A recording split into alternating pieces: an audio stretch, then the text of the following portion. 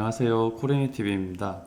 오늘은 블록미디어의 기사를 하나 소개해 보려고 하는데요. 뱅크런 걱정 없는 비트코인은 혁명을 뛰어넘는 진화다. 피트 700년 전의 베니스 금은방이라는 기사입니다. 그럼 시작해 보도록 하겠습니다. 비트코인은 모든 것을 바꿔놓았다. 화폐와 은행업에서 한 단계의 진화를 이루었으며 그 중요성은 아무리 높이 평가해도 지나치지 않다. 여기서 혁명이 아닌 진화라는 단어를 사용했는데요. 그 이유는 비트코인이 인류가 지난 몇백 년 이상 사용한 그리고 정부가 사용을 강요한 시대에 뒤처진 화폐와 은행 시스템으로부터 완전히 진화했다고 생각하기 때문이라고 합니다. 종교개혁은 신과 국가를 분리했고 비트코인은 국가와 돈을 분리하는 혁명이라는 글도 썼다고 하는데요. 혁명은 권력의 주인이 바뀌는 것이다. 프랑스 혁명은 왕에서 국민을 주인을 바뀌었고 고려가 조선으로 바뀔 땐 권력은 왕시에서 이시로 바뀌었다. 산업혁명은 동물의 힘에서 증기기관으로 에너지기관, 엔진을 바꾼 것이다. 엄청난 변화다. 진화는 더 큰 변화다. 유인원에서 사고를 할 수 있는 인간을 만든 것. 이게 진화다. 비트코인은 사토시와 그 동료들이 만들어낸 창조물이기도 하다. 전례가 없었던 새로운 시스템이니 혁명보다 더 대단하다는 생각도 든다. 금융자본의 중심지인 미국에서 최근 벌어진 일들을 보자. 불과 이틀 동안 두 개의 은행이 문을 닫았다. 실리콘밸리에서 활동한 상업은행 실리콘밸리은행과 SVB죠. 암호화폐 친화은행인 실버게이트 은행이다. 지금 두 은행이 파산 때문에 지금 시끌시끌 하잖아요. 이럴 때 진짜 기득권들의 이 금융시장과 은행을 바꿀 거는 진짜 비트코인밖에 없을 것 같아요. 지금이 딱 화폐 개혁이 필요한 시점이라고. 이거를 이제 공룡화해서 국가적으로 좀 같이 토론도 하고 그래야 될 것 같아요. 이거를 그냥 계속 넘기면 몇 년 주기로 계속 발생하니까. 여기서 보면 은행은 700년 전의 발명품이다. 700년이나 됐으면 이제 한번 바꿀 때도 됐죠. 화폐 개혁이 필요할 때 된 것 같습니다. 이 그림을 보니까 이제 이분도 이제 금과 은을 갖고 도망치는 모습이죠. 이 베니스판 뱅크런으로 생각해서 이제 나온 그 그림이더라고요. 보니까 이제 이 14세기에서 16세기에 베니스에서는 그런 게 유명했대요. 금은 세공하고 은 가공하는 게. 근데 그때 이제 사람들이 금, 은을 상인들한테 맡기고 돈을 빌리는 거죠. 이게 문제가 됐냐면 금은 뭐 한두 개가 있는데 100개, 200개가 있는 것처럼 하고 돈을 막 빌려준 거예요, 사람들한테. 그런데 이게 뭐 그러다 보면 없다는 게 알 수도 있잖아요. 어떤 소문이 들리거나 뭐 망한다.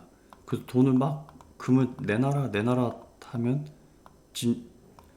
이 사람들이 맡긴 거는 뭐 더 이렇게 많았지만 실제로 가지고 있는 거는 한두 개밖에 없을 거겠죠. 그러면 이제 이렇게 도망치는 사태가 벌어지겠죠. 와, 나는 모르겠다 하면서. 그게 이제 베니스판 뱅크런이라면서 이 그림이 나온 것 같은데요. 지금 이 미국 지금 터진 것도 그렇게 된 거잖아요. 돈이 많이 풀리고 이러니까 이제 투자하려고 은행들이 보통 투자하는 건 미국 국채를 많이 매입한다 하더라고요. 좀 안전하기도 하고 돈 잘 벌리니까. 근데 금리 상승이 가파랐잖아요. 금리 상승이 오르니까 이제 국채 가격은 하락하잖아요. 이게 보면 신규 기존의 국채 가격은 뭐 거래되는 게 뭐 발행된 게 3%면 신규 되는 거는 뭐 5, 6% 이러면 이제 기존 국채 가격은 당연히 하락하겠죠. 수요가 이제 없어지고 공급이 많아지고 막 이런다 보면 거기에서 이제 유동성 부족해지니까 은행들이 이제 갖다 파는 거죠. 이제 주식 손해 보더라도 팔아야 될 거 아니에요.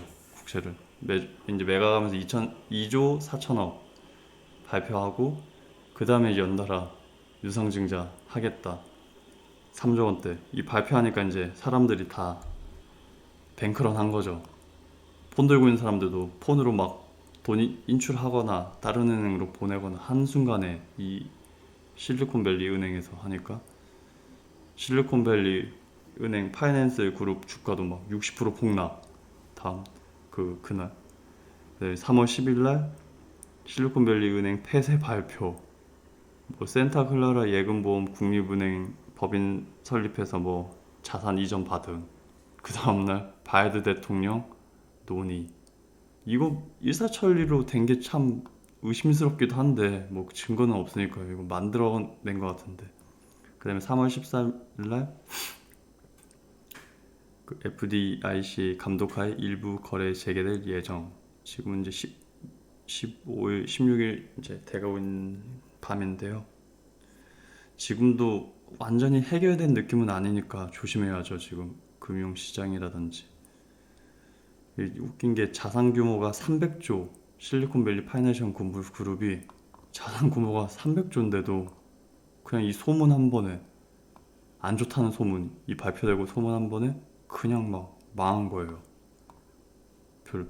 그리고 은행 주식도 30%에서 60% 아주 그냥 폭락했더라고요. 이런 말도 나오고 있죠. 줄줄이 계속 망한다면, 줄도산하면 제2 니면 사태가 오는 게 아닌가. 그렇더라고요. 보니까. 그 미국은 25만 달러까지 예금 원금을 보호해준다. 대신 미국 예금보험공사는 은행을 장악하고, 거꾸로 말하면 25만 달러가 넘는 돈을 예치한 예금주들은 돈을 다 찾지 못하게 된다는 얘기다. 실리콘밸리 은행 경우 25만 달러 이하 비중은 3%도 안 되는 것으로 전해진다. 그럼 97%가 넘는 예금이 원금도 못 건지게 되는 셈이다. 근데 이걸 보다가 제가 아까 그 은행인 지급준비율이란 그런 게 있잖아요. 근데 연방준비제도 이사회 번역한 건데 좀 이상할 수도 있는데요. 그리고 이 코로나 시기 때 유권 비율을 0%로 줄였대요. 사실상 없는 거잖아요. 이게 안 바뀌었으면 무슨 배짱으로 이렇게 했는지 모르겠어요. 이걸 보통 일반 사람들이 알고 있는지 모르겠는데 저도 이거 보고 깜짝 놀랐거든요. 아무튼 그렇다고 하는데 이 신뢰가 깨진다면 한순간에 무너진다는 본질은 여전하다. 실력보다 더 많은 돈을 찍어내는 화폐에 의존하는 시스템이라는 본질은 거의 변하지 않고 있기 때문이다. 뭐 이런 것도 있지만 보면 뭐 신용장, 신용카드 뭐 발달한 건 많잖아요. 이 보면 화폐 시스템이 그동안 만들어낸 개선, 삶의 질 개선을 모두 부인하자는 얘기는 아니라고 하거든요. 그러나 한계에 봉착했다는 점도 인정해야 된다. 정부 신뢰에 의존한 피아트 머니의 초과 발행은 인플레이션을 불러온다. 달러 막 찍어내면 막 인플레이션 나오잖아요. 정부가 찍어낸 돈은 부채이고, 부채에 기댄 경제 성장은 더 이상 작동하기 힘든 수준에 도달하고 있다. 미국 정부는 또 시스템 리스크는 없다며 진화에 나설 것이다. 언제까지 반복할 것인가? 왜 뻑하면 사람들을 불안하게 만들고 불안해하지 말라고 다독이는 상황이 반복되는 것인가? 왜 다른 나라들은 미국의 위험을 조마조마하게 지켜봐야 하는가? 10조 달러에 달하는 막대한 미국 정부 부채에 의지한 시스템이 흔들리면 거기에 의존하는 다른 나라도 함께 흔들릴 수밖에 없다. 왜 우리는 미국에 의존해야 하나? 달러 통화를 쓰는 이 미국이란 나라에 의존할 수 없긴 한데 이거 계속 이렇게 가기에는 너무 리스크가 항상 발생하니까 미국의 달러는 무한대로 발행이 가능하지요. 미국도 먼 미래 이야기 같지만 일본화라는 말이 나중에는 충분히 나올 수 있다고 생각됩니다. 경제가 폭삭 무너지고 저성장 저물가가 오랫동안 회복이 불가한 상태로 지속되는 현상을 보게 될지도 모르죠. 금융과 은행의 기득권들이 만들어낸 울타리 안에서 언제까지 조마조마하게 지켜봐야 하는지 몇 년 주기로 계속 반복되고 있잖아요. 솔직히 전문가들은 저보다 더 똑똑하시니까 알 것 같은데 부동산 대출로 파산하고 미국채 폭락했다고 파산하고. 이 답은 비트코인밖에 없는 것 같습니다. 예, 제가 생각했을 때는 이 새로운 화폐가 나오지 않는 이상은 저런 일이 계속 발생한다고 하잖아요. 그거는 뭐 다 인정할 것 같아요.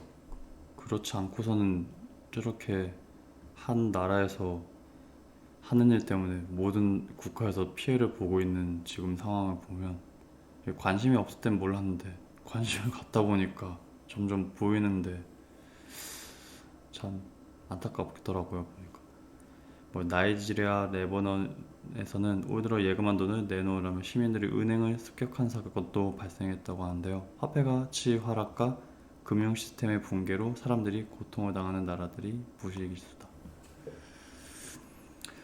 보면 비트코인이 혁명인지 진화인지 판단이 서지 않을 수 있다. 확실한 것은 이거다. 비트코인이 나를 믿어해서 나라는 중앙 신뢰기구 없이 수학적으로 순수한 신뢰를 제공하는 새로운 화폐와 화폐 시스템이라는 점이다. 발행량이 2100만 개로 한정돼 있고 무한 발행의 기본 화폐와 명쾌하게 비교된다.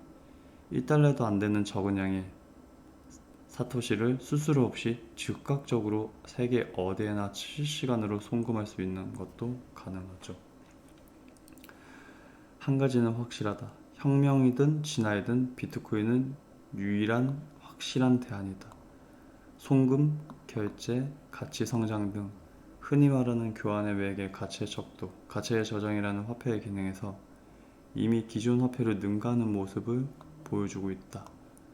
비트코인을 기반으로 한 시스템도 착착 만들어지고 있다. 시간이 문제일 뿐이지 진화는 시간 싸움이다. 솔직히 막 전통 금융처럼 규제하고 막 안 좋은 말하고 이러면 안 좋을 것 같은데, 그것도 악재일 수 있는데 악재가 다 지나가면 끝내는 이것도 인정할 거 아니에요. 전 규제한다는 자체가 이것도 인정한다는 말처럼 들려가지고 관심도 없는 게 그게 더 안 좋지 않을까요? 이것도 이제 자기들이 위험해지니까 기득권들, 이런 금융 세력들이 이 비트코인을 못 살게 구는 것 같은데, 시간 싸움입니다. 시간 싸움.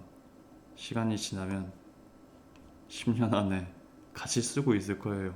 예, 저는 그렇게 된다고 보고 있고요. 이 일도 잘 이렇게 해결이 잘 됐으면 좋겠는데, 너무 증시가 지금 주식 시장도 그렇고 코인 시장 그래도 실시간으로 24시간 돌아오고 있으니까 다시 반등은 한 것 같던데, 그래도 이걸 빨리 극복했으면 좋겠어요. 좋은 뉴스거리도 나오고. 예. 뭐 FOMC 회의 3월 23일 다음 주인데 뭐 0.25 뭐 베이비 스텝 한다고 하는데 그렇게 될 것 같아요. 동결돼도 뭐 좋고, 뭐 올라가도 그거는 뭐 당연시 하고 있는 것 같으니까, 잘 투자자 하시는 분들은 잘 대비하셔가지고 하시면 될 것 같습니다. 오늘 영상은 여기까지 준비했고요. 다음 영상도 좀 더 빠르게 좀 풍부한 내용으로 찾아뵐 수 있도록 하겠습니다. 끝까지 시청해 주셔서 감사합니다.